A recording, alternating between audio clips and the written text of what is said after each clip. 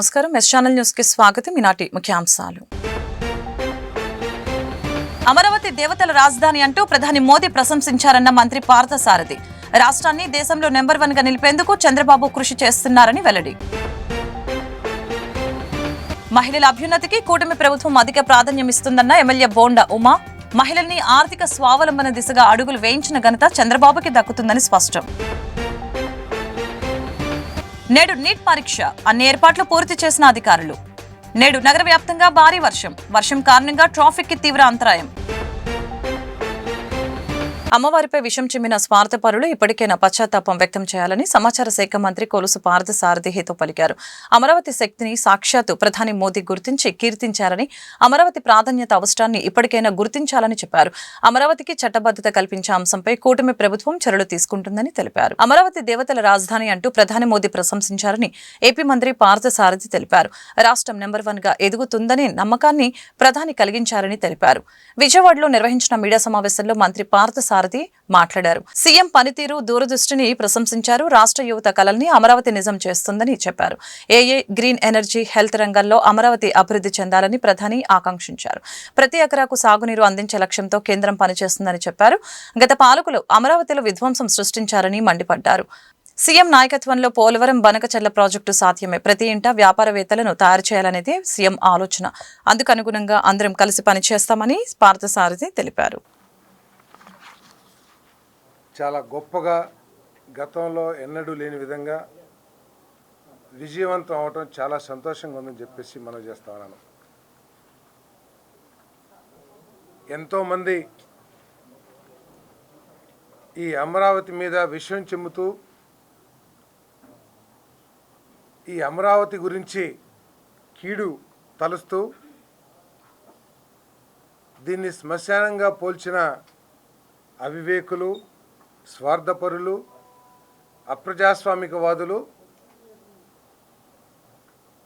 ఇప్పటికైనా పశ్చాత్తాపం వ్యక్తపరిస్తే తెలుగు ప్రజలు క్షమిస్తారో లేదో తెలియదు, కానీ ఆ భగవంతుడు ఏమైనా క్షమిస్తారేమో ప్రయత్నం చేయాలని చెప్పేసి నేను మనవి చేస్తా ఉన్నా. నేను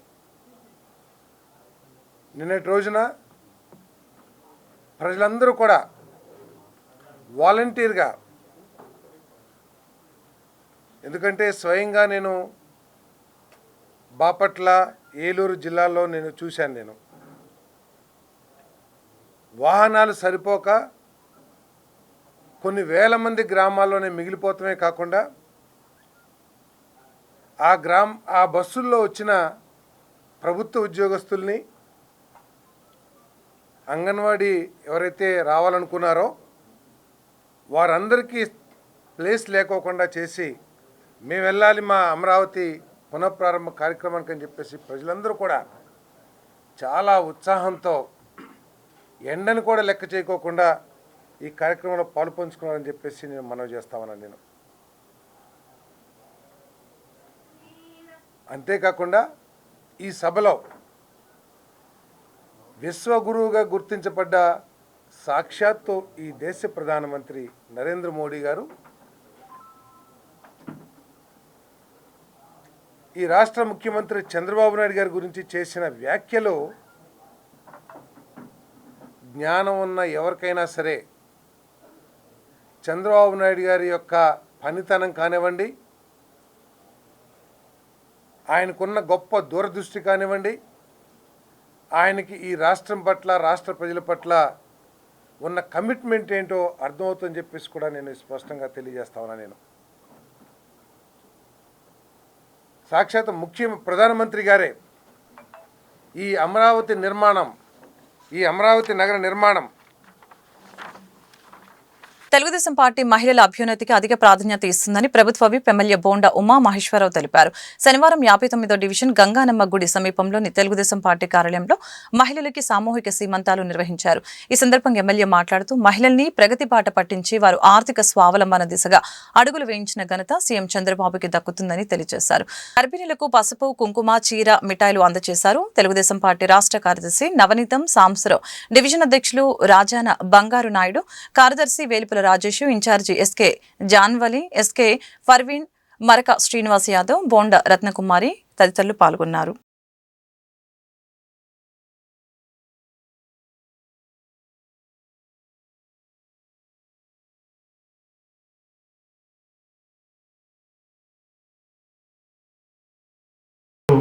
59వ డివిజన్లో డివిజన్ పార్టీ అధ్యక్షుడు సోదరుడు బంగారు నాయుడు, ప్రధాన కార్యదర్శి వేల్పుల రాజేష్, డివిజన్ ఇన్ఛార్జి జాన్వలి, అలాగే కార్పొరేటర్ అభ్యర్థిగా పోటీ చేసిన మా సోదరి పర్వీను, అలాగే మన పార్లమెంటు బీసీసీఎల్ అధ్యక్షుడు మరగా శ్రీనివాసరావు యాదవ్, అలాగే మన నియోజకవర్గ బీసీసీఎల్ అధ్యక్షుడు సోదరుడు ఇప్పులి మోహను, నవనీతం సాంబశివరావు, పైడిమల్లి రామారావు.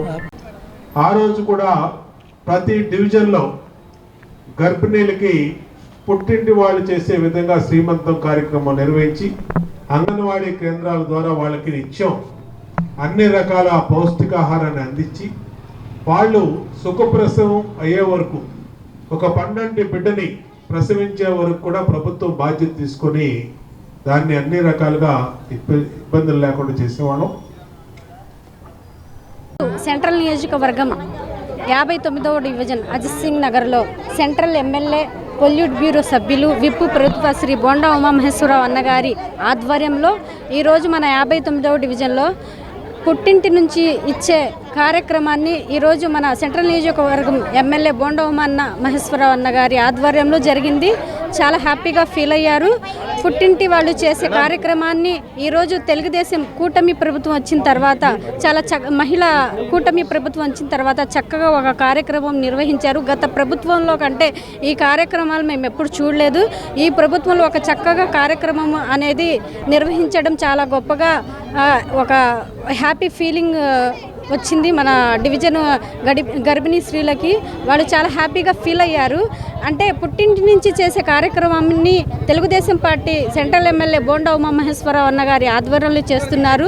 తోడపట్టు ఒక అన్నలాగా, ఒక నాన్నలాగా ఈ కార్యక్రమాన్ని నిర్వహించిన మా సెంట్రల్ ఎమ్మెల్యే బోండా ఉమామహేశ్వరరావు అన్నగారికి ధన్యవాదాలు తెలుపుకుంటున్నాము. అలాగే ఈ ఇచ్చిన ఐటమ్స్లో చీర కానీ, పండ్లు కానీ, పసుపు కుంకుమ కానీ, అరటి పండ్లు, ఫ్రూట్స్, ప్రతి ఒక్కటి స్వీట్లు కానీ అన్నీ అందజేయడం జరిగింది. 9 రకాల ఐటమ్స్ అనేది అందజేయడం జరిగింది. వాళ్ళు చాలా చక్కగా హ్యాపీగా ఫీల్ అయ్యారు. ఇంకా మేము కార్యక్రమాలని ముందుకు తీసుకెళ్లాలని కోరుకుంటూ ధన్యవాదాలు తీసుకుంటున్నా. అలాగే సెంట్రల్ 59వ డివిజన్ కమిటీ ఆధ్వర్యంలో సెంట్రల్ ఇన్ఛార్జ్ 59వ డివిజన్ ఇన్ఛార్జ్ ఎస్కే జాన్వలి గారు మరియు డివిజన్ ప్రెసిడెంట్ బంగారు నాయుడు గారు, అలాగే division secretary Velpula Rajesh committee ఆధ్వర్యంలో చక్కగా కార్యక్రమం ఇది నిర్వహించడం జరిగింది. ఎంబీబీఎస్, బీడీఎస్ ఇతర వైద్య విద్య కోర్సుల్లో ప్రవేశాలకు సంబంధించిన NEET UG 2029 national testing agency ఈరోజు పరీక్ష ప్రారంభమైంది. దేశవ్యాప్తంగా 552 నగరాలు, పట్టణాలతో పాటు దేశం వెలుపల 14 నగరాల్లో నేడు పరీక్ష జరుగుతోంది. ఎంబీబీఎస్, బీడీఎస్ ఇతర వైద్య విద్య కోర్సుల్లో ప్రవేశాలకు సంబంధించిన NEET UG 2029 national testing agency ఈరోజు పరీక్ష ప్రారంభమైంది. దేశవ్యాప్తంగా 552 నగరాలు, పట్టణాలతో పాటు దేశం వెలుపల 14 నగరాల్లో నేడు పరీక్ష జరుగుతోంది. పెన్, పేపర్, ఆఫ్లైన్ విధానంతో మధ్యాహ్నం 2 గంటల నుంచి సాయంత్రం 5 గంటల వరకు పరీక్ష జరుగుతోంది.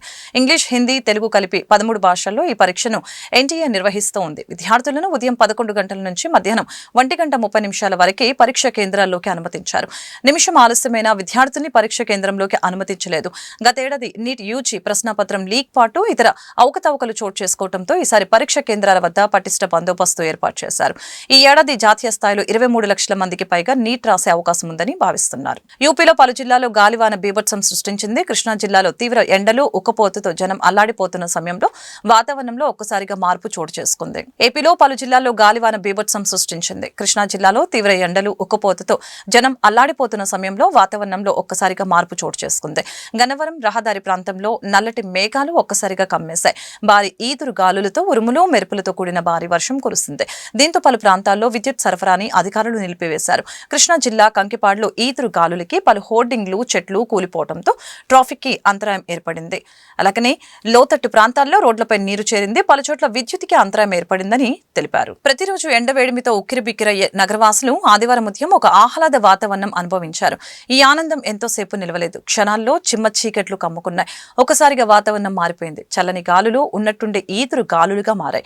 ఈ గాలులు దెబ్బకు పెద్ద పెద్ద వృక్షాలు నేలకూలాయి. వాణిజ్య ప్రసారం కోసం రోడ్ల పక్కన ఏర్పాటు చేసిన హోర్డింగ్లు రోడ్లపై కుప్పకూలాయి. ఇవన్నీ గాలివారం వచ్చిన సమయంలో సాధారణంగా జరుగుతాయి. కానీ ఈ ఆదివారం లక్షలాది మంది నీట్ అభ్యర్థులు పరీక్షకు హాజరు కావాల్సిన సమయంలో జరగడంతో ఎన్టీఆర్ జిల్లా collector doctor G Lakshmisha NEET అభ్యర్థులు పరీక్ష కేంద్రాలకు చేరేందుకు రవాణా సౌకర్యాలలో ఎటువంటి ఇబ్బందులు తలెత్తకుండా వాయు వేగంతో స్పందించారు. Polyclinic road, Nirmala convent junction, Hanumanpet తదితర ప్రాంతాలకు ఈదురు గాలులు ప్రారంభమైన వెంటనే ఎన్డీఆర్ఎఫ్, కార్పొరేషన్ సిబ్బందిని వెంటనే తీసుకుని క్షేత్రస్థాయి పర్యటనకు బయలుదేరారు. ఎక్కడికక్కడ చెట్లు కూలాయో, హోర్డింగ్లు విరిగిపడ్డాయో క్షణాల్లో సమాచారం సేకరించారు. నీరు నిలిచిపోయే అవకాశం ఉన్న లోతట్టు ప్రాంతాలలో మోటార్లతో నీటిని వెంటనే తోడించారు. నగరంలో నీటి పరీక్ష కేంద్రాలకి వెళ్లే ప్రతి మార్గాన్ని, రవాణా వాహనాలని ఇబ్బంది లేకుండా తక్షణం చక్కదిద్దారు. 1 నిమిషం ఆలస్యమైన నీట్ అభ్యర్థుల్ని పరీక్ష కేంద్రంలోనికి అనుమతించారు అనే విషయం దృష్టిలో పెట్టుకుని ప్రతి విద్యార్థి నిర్ణీత వ్యవధిలో పరీక్ష కేంద్రాలకు చేరుకునేలా పరిస్థితిని చక్కదిద్దారు. విజయవాడ సిటీలో ఉదయం ఈరోజు మార్నింగ్ వర్షాలు అలాగే ఎదురుగాలు చాలా ఎక్కువ వచ్చాయి. 147 మిల్లీమీటర్ వర్షం పడింది అరగంటలో. దాన్ని బట్టి కొంచెం సిటీలో అక్కడక్కడ డ్రైనేజ్ స్టాగ్నేషన్ అవడం, రోడ్డు మీద నీళ్లు రావడం, అలాగే కొన్ని చోట్ల చెట్టు పడిపోవడం జరిగింది. కార్పొరేషన్ టీమ్స్తో ట్రీ క్లియరింగ్ టీమ్స్ పంపించి ఎప్పటికప్పుడు క్లియర్ చేసాము. వెంటనే స్టేట్ డిజాస్టర్ మేనేజ్మెంట్ వాళ్ళతో మాట్లాడితే వెంటనే స్టేట్ డిజాస్టర్ రెస్పాన్స్ ఫోర్స్ కూడా పంపించారు. 30 మంది ఇక్కడ వచ్చి ఉన్నారు. వీళ్ళు ఇక్కడ హెడ్ క్వార్టర్లోనే స్టే ఉంటారు, క్యాంప్ చేసి ఉంటారు. ఏదైనా ఎక్కడైనా ఎమర్జెన్సీ ఉంటే వెంటనే అక్కడికి వెళ్ళి దాన్ని క్లియర్ చేస్తారు. ఎక్కడ రోడ్ బ్లాక్ లేకుండా, పబ్లిక్ ఇన్ఫ్లుయెన్స్ లేకుండా చూసుకుంటాము. అట్లాగే కలెక్టరేట్లో కమాండ్ కంట్రోల్ రూమ్ కూడా ఎస్టాబ్లిష్ చేసి ఎమర్జెన్సీ నెంబర్ కూడా ఇచ్చున్నాను. ఎవరికైనా ఎక్కడైనా అది ట్రాఫిక్ ఇబ్బంది అయితేనేంటి, లేదా స్టాగ్నేషన్ ఇబ్బంది అయితేనేంటి, ఈవెన్ హెల్త్ ఎమర్జెన్సీ అయితేనేంటి, సో వెంటనే రీచ్ అవుట్ అవ్వండి. 24/7 టీము అందుబాటులో ఉంటాయి. వచ్చి అక్కడ ఆ ఇబ్బందులు ఎక్కడ చూసుకోవడం జరుగుతుంది. అట్లాగే ప్రతి సచివాలయాన్ని 24 అవర్ అలర్ట్లో పెట్టమని చెప్పాను. ఆ సచివాలయంలో 24 అవర్ స్టాఫ్ని డిప్లాయ్ చేసుకుంటూ వాళ్ళు ఎప్పటికప్పుడు ప్రతి సచివాలయం నుంచి ఇన్ఫర్మేషన్ వస్తూ ఉండాలి. ఎక్కడైనా రోడ్ బ్లాక్ అయిందా, ఎక్కడైనా చెట్టు పడిపోయిందా, ఎక్కడైనా ఏదైనా ఈ ఫ్లెక్సీలు అట్లాగే ఈ హోర్డింగ్ బోర్డ్స్ పడిపోయాయి అనేది మనకు ఇన్ఫర్మేషన్ వస్తుంటుంది. దాన్ని బట్టి టీంని ఎప్పటికప్పుడు డిప్లాయ్ చేస్తూ ఉంటాము. ప్రజలు అప్రమత్తంగా ఉండాలి. ఈరోజు వచ్చిన ఎదురుగాలిలాగే రేపు కూడా ఎల్లుండి కూడా కొంచెం అలర్ట్ ఉండేలాగా స్టేట్ డిజాస్టర్ రెస్పాన్స్ టీం నుంచి వస్తూ ఉంది ఇన్ఫర్మేషన్. కాబట్టి దయచేసి వర్షం వస్తున్నప్పుడు, ఎదురుగాలి వస్తున్నప్పుడు చిన్నపిల్లల్ని బయటకు పంపించద్దు, మీరు బయటికి వెళ్ళొద్దు. అలాగే ఏజ్ ఓల్డ్ పీపుల్ ఎవరైతే ఉంటారో వాళ్ళని ఇంట్లో ఉండమని చెప్పండి. మెయిన్లీ వర్షం స్టార్ట్ అయింది లేదా కొంచెం మోసం ఈ వెదర్ మారింది అంటే దయచేసి ఇంట్లో ఉండండి. అలాగే తోపుడు బండి వాళ్ళు, అలాగే చిన్న చిన్న వ్యాపారకారులు బయట రోడ్డు మీద పెట్టుకుని ఉంటారు. చెట్ల కింద ఏదైనా ఉంటే దయచేసి చెట్ల కింద ఉండకండి. పెద్ద పెద్ద చెట్ల కింద ఎదురుగాలు వచ్చినప్పుడు తెలియదు ఏ చెట్టు ఎట్లా ఇరిగి పడుతుంది అనేది. ఇప్పుడే చూసాం చాలా చెట్లు పడిపోయి. లక్కీలీ ఎక్కడ ప్రాణహాని కానీ ఎటువంటిది ఏం లేదు, ప్రాపర్టీ హాని కూడా లేదు. జస్ట్ చెట్లు పడాయి, అవన్నీ క్లియర్ చేసి ఉన్నాము. సో రేపు ఎల్లుండి అలర్ట్ ఉంది కాబట్టి దయచేసి విజయవాడ నగర వాసులందరూ, అలాగే విజయవాడ ఎన్టీఆర్ జిల్లా వాసులందరూ దయచేసి కొంచెం అలర్ట్గా ఉండండి. ఎక్కడైనా మీకు ఎక్కడైనా ఇబ్బంది అయిందంటే వెంటనే మన కాల్ సెంటర్కి రీచ్ అవ్వండి. మీరు మాత్రం దయచేసి జాగ్రత్తగా ఉండండి, బీ కేర్ఫుల్. బయటికి వెళ్తున్నప్పుడు చూడండి, వర్షంలాగా ఉండి గాలిలాగా ఉంటే దయచేసి ఒక అరగంట 1 గంట ఆగి వెదర్ చూసుకొని బయటికి వెళ్ళండి తప్ప సో ఏదో వెళ్ళిపోవడము, మళ్ళీ అక్కడ రోడ్ మీద ఏదైనా పడిపోతే లేదా ట్రాఫిక్ జామ్ అయిపోతే ఇబ్బంది జరగడం ఉంటుంది. దయచేసి కేర్ఫుల్గా ఉండండి. విజయవాడ ఇంద్రకీలాద్రికి వెళ్లే భక్తులకి ముఖ్య సూచన. దుర్గగుడి ఘాట్ రోడ్డుని 3 రోజుల పాటు మూసివేస్తున్నట్లు ఆలయ అధికారులు తెలిపారు. ఈ నెల 6 నుంచి 8 వరకు మూసివేయనున్నట్లు వారు వెల్లడించారు. కొండ చర్యలు విరిగిపడకుండా నివారించేందుకు మోష్ ఏర్పాటు, ఇతర మరమ్మతులు చేయనున్న దృశ్య ఘాట్ రోడ్డు మూసివేయాలని నిర్ణయించారు. భక్తులు కనకదుర్గ నగర్ మార్గం నుంచి దేవస్థానానికి చేరుకోవాల్సి ఉంటుందని వివరించారు. అలాగే ఈ 3 రోజుల పాటు పార్కింగ్ ప్రదేశాల నుంచి దేవస్థానానికి ఉచిత బస్సు సౌకర్యం కల్పిస్తున్నట్లు పేర్కొన్నారు. విశాఖ, చెన్నైతో పాటు ఇతర ప్రాంతాల నుంచి వచ్చే భక్తులకి సీతమ్మవారి పాదాల ప్రాంతంలోని హోల్డింగ్ ప్రాంతంలో వాహనాలు పార్కు చేసుకుని దేవస్థానం ఏర్పాటు చేసే ఉచిత బస్సులో కొండకు చేరుకోవాలని అధికారులు తెలిపారు. ఈ 3 రోజులు భక్తులకి ఉచితంగా ప్రయాణ సదుపాయం కల్పించామని దుర్గగుడి ఈవో తెలిపారు. గన్నవరం మాజీ ఎమ్మెల్యే వల్లభనేని వంశీమోహన్ అస్వస్థతకు గురయ్యారు. దీంతో వంశీని పోలీసులు విజయవాడ సబ్ జైలు నుంచి ఆసుపత్రికి తరలించారు. బ్యాక్ పెయిన్, కాళ్లు వాయటంతో వెంటనే విజయవాడ ఆసుపత్రికి జైలు అధికారులు తీసుకుని వెళ్లారు. కంప్యూటర్ ఆపరేటర్ సత్యవర్ధన్ ని కిడ్నాప్ చేసిన కేసులో వంశీని అరెస్టు చేసిన విషయం తెలిసిందే. విద్యాభారతి అఖిల భారతీయ శిక్షా సంస్థ ఆధ్వర్యంలో కృష్ణా జిల్లా కేతనకొండలో నిర్మించిన నేతాజీ సైనిక్ స్కూల్ జూన్ నెలలో ప్రారంభిస్తున్నట్లు సంస్థ Netaji Sainik school society organizing secretary, Vidyabharati దక్షిణ మధ్య క్షేత్ర ఆర్గనైజింగ్ సెక్రటరీ, దక్షిణ మధ్య క్షేత్ర ఆర్గనైజింగ్ కార్యదర్శి లింగం సుధాకర్ రెడ్డి తెలిపారు. రక్షణ శాఖ మంత్రి రాజ్నాథ్ సింగ్ ముఖ్యమంత్రి నారా చంద్రబాబు నాయుడు సైనిక స్కూల్ ని ప్రారంభిస్తారని వెల్లడించారు. సత్యనారాయణపురంలోని భోగరాజు దుర్గాప్రసాద్ భవనంలో సైనిక స్కూల్ స్థల దాత చలసాని బాబు రాజేంద్ర ప్రసాద్, సైనిక స్కూల్ సొసైటీ అధ్యక్షులు Kantipudi Sarvarayudu, central administrative tribunal కేంద్ర ప్రభుత్వ న్యాయవాది general secretary Netaji, Sainik school society Vasireddy Vinod Kumar, doctor CL వెంకట్రావులతో కలిసి ఆదివారం మీడియా సమావేశాన్ని నిర్వహించడం జరిగింది. నేటి యువతరంలో హిందుత్వ నిష్ఠ, దేశభక్తి పెంపొందించాలనే లక్ష్యంతో సంస్థ దేశం మొత్తం మీద 24,000 పాఠశాలల్ని నిర్వహిస్తుందని చెప్పారు. విద్యాభారతి ఆంధ్రప్రదేశ్ ఆధ్వర్యంలో ప్రభుత్వ ఆర్థిక సహకారం తీసుకోకుండా దాతల సహకారంతో రాష్ట్రం మొత్తం మీద 174 పాఠశాలలు నిర్వహిస్తుందని ఈ సందర్భంగా తెలియజేశారు.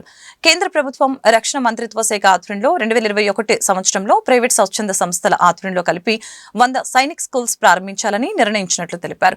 ఇప్పటి వరకు దేశవ్యాప్తంగా 42 సైనిక్ స్కూల్స్ కేంద్ర ప్రభుత్వ రక్షణ మంత్రిత్వ శాఖ అనుమతి పొంది ప్రారంభించినట్లు తెలియజేశారు. ఈ సైనిక్ స్కూల్స్ అన్ని జాతీయ సైనిక్ స్కూల్స్ సొసైటీ నియమ నిబంధనలకి లోబడి పనిచేస్తాయని, ఇందులో చదివిన విద్యార్థులు కావాలనుకుంటే మిలిటరీలో చేరవచ్చు లేదా engineering, doctor, lawyer, civil services లాంటి ఏ కోర్సుల్లోనైనా కొనసాగించవచ్చని చెప్పారు.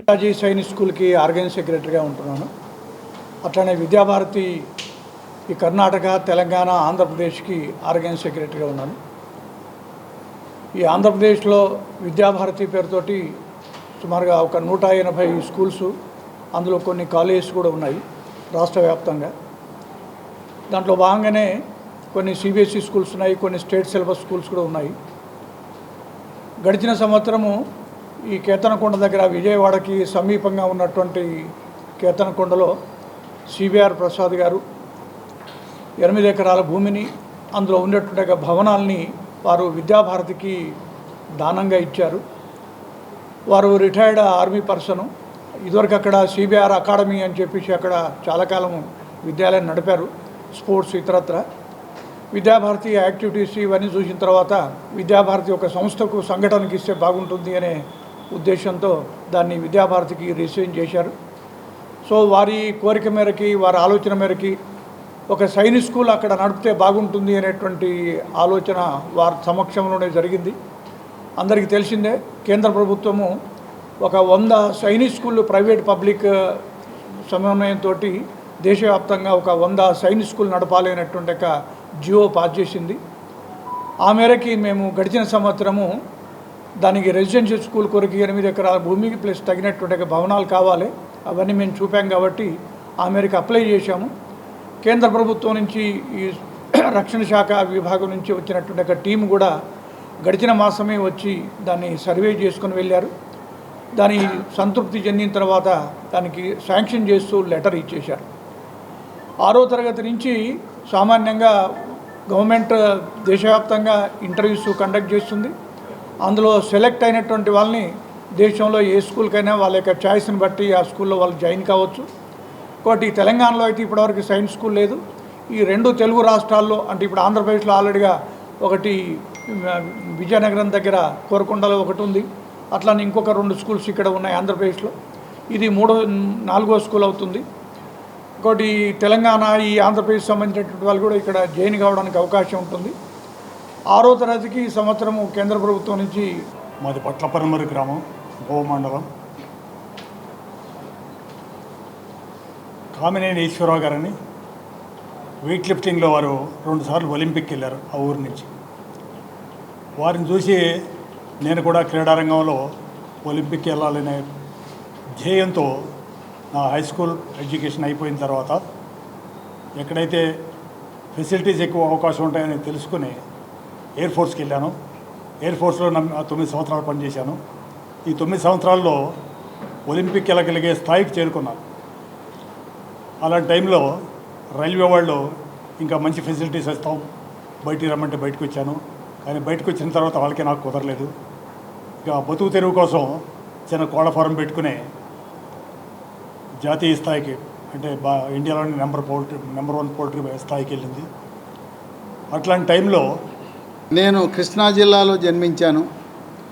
కృష్ణా జిల్లాలో, ఉమ్మడి కృష్ణా జిల్లా పరిధిలో ఒక సైనిక్ స్కూలు వస్తుందని తెలిసి నా అంతటికి నేనే స్వచ్ఛందంగా విద్యాభారత్ దగ్గరికి వెళ్ళి, మీరు మా జిల్లాలో పెడుతున్నారు, మీకు ఎటువంటి సహకారం అయినా నా వంతు ఇవ్వడానికి సిద్ధంగా ఉన్నానని చెప్పి నేను స్వచ్ఛందంగా ఒక కార్యకర్తగా ముందుకొచ్చి దీనికి సహకరిస్తున్నాను. గతంలో నేను మెడికల్ కౌన్సిల్ ఆఫ్ ఇండియా సభ్యుడిగా ఇరు తెలుగు రాష్ట్రాల్లో వైద్య కళాశాలలు స్థాపించడంలో, డెంటల్ కళాశాలలు స్థాపించడంలో కొంత ప్రవేశం ఉండటం, అలాగే ఈ సైనిక్ స్కూలు నా జీవిత లక్ష్యం. కోరుకొండ, అప్పట్లో కోరుకొండ సైనిక్ స్కూల్ ఉంది. నేను విద్యార్థిగా ఉన్నప్పుడు దాంట్లో చేరాలని ప్రయత్నం చేశాను. నా వల్ల కాలేదు, వెళ్ళలేకపోయాను. కనీసం భావితరాల విద్యార్థులకు ఇప్పుడు ఈ సైనిక్ స్కూలు కేవలం కృష్ణా జిల్లా వారికే కాకుండా ఆంధ్రప్రదేశ్లోని 26 జిల్లాలకే కాక తెలంగాణలో ఒక్క సైనిక్ స్కూలు కూడా లేదు. ఆంధ్రప్రదేశ్లో 2 రక్షణ శాఖ ఆధ్వర్యంలో నడుస్తున్నాయి. ఒకటి కోరుకొండలో 1962లో పెట్టారు. 2012లో కిరణ్ కుమార్ రెడ్డి గారు ముఖ్యమంత్రిగా ఉన్నప్పుడు వారి నియోజకవర్గంలో, ఆ పీలేరు నియోజకవర్గంలో కలికిరిలో పెట్టించారు. 2 ప్రభుత్వ రంగ సైనిక్ స్కూళ్ళు ఆంధ్రప్రదేశ్లో. 3వది నెల్లూరులో కృష్ణపట్నం సమీపంలో అదాని వాళ్ళు స్థాపించారు. ఇది 4వది అవుతుంది. అంటే ఆంధ్రప్రదేశ్ రాష్ట్రంలో ఉండే 2 ప్రభుత్వ 2 ప్రైవేట్ సైనిక్ స్కూళ్ళు కూడా తెలంగాణ రాష్ట్ర విద్యార్థులందరూ కూడా స్థానికత ఉంటుంది. విద్యాభారతి వారు 3 రాష్ట్రాలకి ఆర్గనైజింగ్ సెక్రటరీగా ఉన్న లింగం సుధాకర్. నెల్లూరు రూరల్ నియోజకవర్గంలో రికార్డు సమయంలో అభివృద్ధి పనులు పూర్తి చేసిన స్థానిక శాసనసభ్యుడు కోటంరెడ్డి శ్రీధర్ రెడ్డి, ఆయన బృందం పనితీరుని రాష్ట్ర ఐటీ, విద్య, ఎలక్ట్రానిక్స్ శాఖల మంత్రి నారా లోకేష్ అభినందించారు. నియోజకవర్గాన్ని అభివృద్ధి పదంలో నడిపిస్తున్న వారి నిబద్ధతని ఆయన ప్రత్యేకంగా ప్రశంసించారు. ఇచ్చిన మాటకు కట్టుబడి కేవలం 60 రోజుల వ్యవధిలోనే 41 కోట్ల అంచనా వ్యయంతో 339 అభివృద్ధి పనుల్ని పూర్తి చేసి ప్రజలకు అంకితం చేయడం ఒక విశేషమని మంత్రి లోకేష్ పేర్కొన్నారు. ప్రజా సంక్షేమమే లక్ష్యంగా పనిచేస్తున్న ఎమ్మెల్యే కోటంరెడ్డి, ఆయన బృందం పనితీరు స్ఫూర్తిదాయకమని చెప్పారు. కూటమి ప్రభుత్వం అధికారంలోకి వచ్చిన 10 నెలల కాలంలోనే నెల్లూరు రూరల్ నియోజకవర్గ సమగ్ర అభివృద్ధికి పెద్దపీట వేసిందని లోకేష్ తెలియజేశారు. తమపై నమ్మకం ఉంచి ఓటు వేసిన ప్రజల ఆకాంక్షలకు అనుగుణంగా నిరంతరం క్షేత్రస్థాయిలో పర్యటిస్తూ అభివృద్ధి ఫలాలని ప్రతి గడపకి చేర్చడంలో ఎమ్మెల్యే శ్రీధర్ రెడ్డి చూపిస్తున్న చొరవ, కృషి ఆదర్శనీయమని మంత్రి కొనియాడారు. ప్రజలకు ఇచ్చిన హామీలను నెరవేరుస్తూ అభివృద్ధికి చిరునామాగా నియోజకవర్గాన్ని తీర్చిదిద్దాలనే తపన ప్రశంసనీయమని నారా లోకేష్ తెలిపారు. ఎక్కడికక్కడ ప్రజల చేత శంకుస్థాపనలు చేయించాం. మొత్తం 339 పనులు. ఈ 339 పనులకి 41 కోట్ల రూపాయలు ఖర్చు పెట్టడం జరిగింది. ఈ శంకుస్థాపనలు పూర్తయిన తర్వాత ఏదైతే మార్చి 20వ తారీఖున నేను మాట చెప్పడం జరిగింది, 2 నెలల్లో పూర్తి చేసి మే 20వ తారీఖున 339 అభివృద్ధి పనులు, 41 కోట్ల రూపాయల ఖర్చుతో చేపట్టిన అభివృద్ధి పనులు అంకితం చేస్తామని చెప్పిన మాట కట్టుబడి మే 20వ తారీఖు అంటే 5 రోజుల ముందే మే 15వ తారీఖున ఉదయం 9 గంటలకి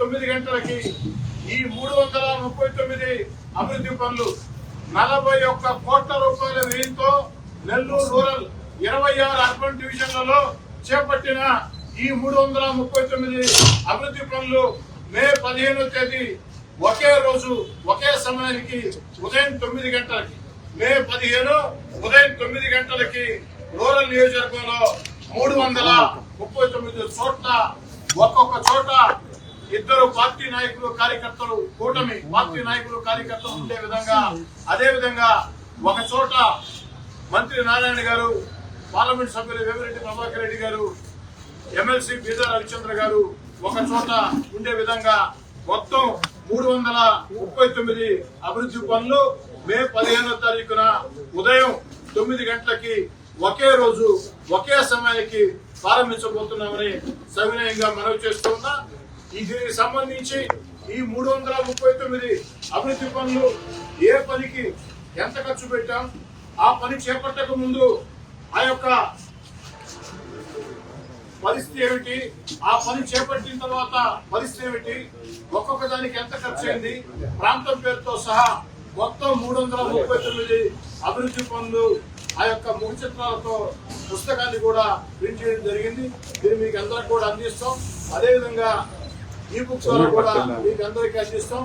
అదేవిధంగా కూటమి ప్రభుత్వం అధికారంలోకి వచ్చిన తర్వాత నెల్లూరు రూరల్ నియోజకవర్గంలో మొత్తం 231,75,84,000 రూపాయలు.